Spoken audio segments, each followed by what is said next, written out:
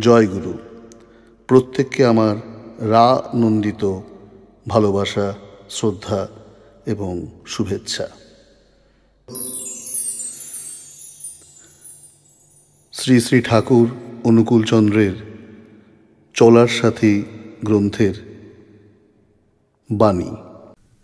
ইষ্ট অনভিপ্রেত কর্মে, বাণী সংখ্যা 91। শ্রেষ্ঠ ইষ্ট বা আদর্শের অনভিপ্রেত হীনতাব্যঞ্জক কর্ম করিলে তাহার সংস্রবে আসিবার সাহসকে দুর্বল করিয়া তোলে।